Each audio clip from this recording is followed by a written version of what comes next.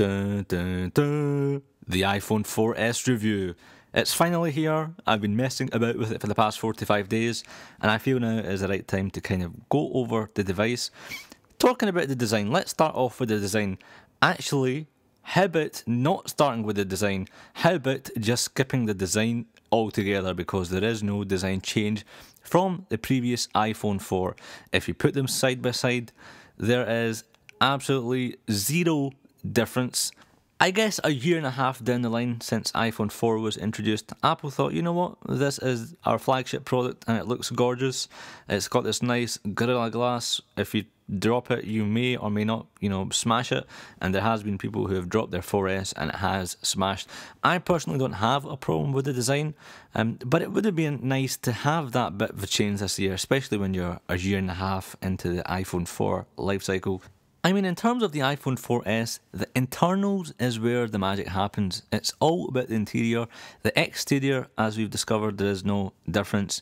You've got a dual-core A5 chip with 512 MB RAM, which makes, opening up applications much quicker. I found the browsing experience as well, that's much faster on the 4S. It's just more snappier. Of course, I've done exporting speed test on iMovie, which, as you can see again, is notably faster on the 4S. I do have to say this though, owning an iPhone 4, I've never really came across a situation where I'm like, you know what, this game is too slow, or it's loading too slow, I need to upgrade. I guess down the line in the next few months, developers are going to be working fully on the dual-core A5 chip. But as of now, I can't really recommend or say, wow, this is amazing, this is top speed. You should definitely buy a 4S over a 4. Let's move on to the camera, shall we? Because this is one of the features that was touted at the iPhone 4S keynote, and rightfully so. The 4S is an absolutely gorgeous piece of kit when it comes to imaging devices or taking pictures and video. When compared to the 4, it kind of blows it away, no doubt. 8 megapixels, it takes the images much faster, the images are clear, the fact that you can have depth of field in it, which amazing. The video side of things, you've got 1080p, which, I'm not moaning. I'm more interested in the stabilization, which the 4S has, which is great. Now, as you can see on screen, here's a video that I've done and put them 4 versus the 4S side by side, and notably, you can see how well it stabilizes the video. If you want to see that video, you can click on the screen to go to that video. But all in all, what I'll say is, if you take pictures and videos from your mobile phone and you heavily rely on your mobile phone or smartphone to take pictures, the 4S in itself, just for the camera and video, is a great device. One of the huge downfalls, for me at least, is they didn't even touch the front-facing camera. It's still VGA. The least you could have done was to put a friggin' HD camera in there. Huge downside. This is one thing I was waiting for, and they decided to skip it. Let's talk about the battery life, shall we, on the 4S, because it isn't that great. Everyone who I know has bought 4S has the same opinion or same issue with the battery. It's poor. It drains quite a lot. I mean, I've noted, I thought I was the only one. I asked on Twitter, and most of the same people, there's articles on it, that it drains it quite quick, and especially if you're going to be using pictures and video, it is going to milk it down. Put it this way, the 4 has 300 hours worth of standby time, the iPhone 4, whereas the iPhone 4S has only 200 hours of standby time. Yeah, so you're going to really be carrying around some sort of juice pack, a battery pack for the iPhone, which I'm not too sure you really want to do. So that is a huge downside. I'm not too sure if this is, or this can be fixed using a software update. Can it? I hope it is. I hope that is the case.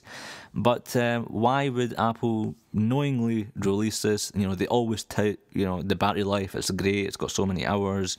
But yet they couldn't do that with the flagship product? Something definitely does sound fishy on that side. And then lastly, let's talk about Siri, since this was one of the things at the iPhone 4S keynote which Apple spent a lot of time talking about.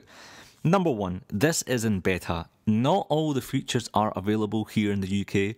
For example, if you are in the United States and you tell Siri to locate the nearest toilet, it will open up Google Maps and give you a pinpointed location where the toilet is near to you. Whereas if you try to do the same thing in the UK, it will say not available, which is, a fail. Secondly, accents. You have to be pretty damn clear. I've done 2 videos on accents alone, and it is not precise. I've tried to slow myself down, speak a bit clearer, although I must admit it does seem to catch most of the stuff, but it's annoying when you're writing a text message and you don't want to type. The fact that you can just speak into it is fantastic. I would love to see the final build of this. But right now, I can't seem to recommend Siri or an iPhone 4S just because of Siri, if that makes sense. I can see the potential in it. I can see the potential of the final thing once it's really polished off. It is great technology. I love it. But I wouldn't say to you guys, guys, you should definitely go out and buy a 4S simply because Siri works great. It doesn't. It's in beta. Apple have said it's in beta.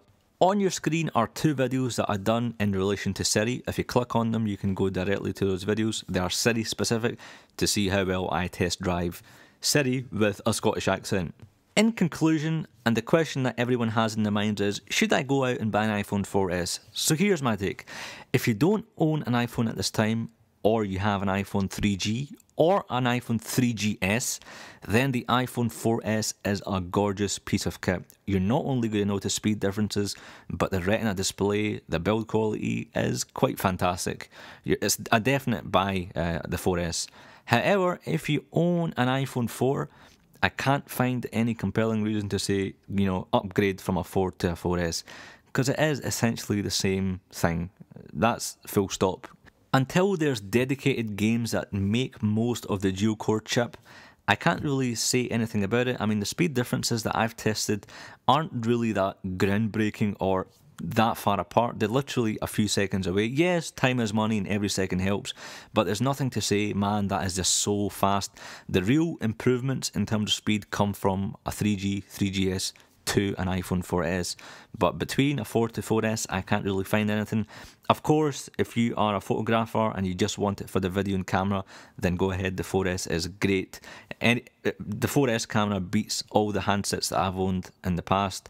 Siri is in beta. I won't recommend just because Siri still needs to be polished off, and I really think it's going to be until next year where the final builds come together and until actually friggin' gets a hold of the Scottish accent. But guys and gals, that is it for this video. I hope you guys liked it. If you agree or disagree with what I've said, have you been testing out the 4S yourself?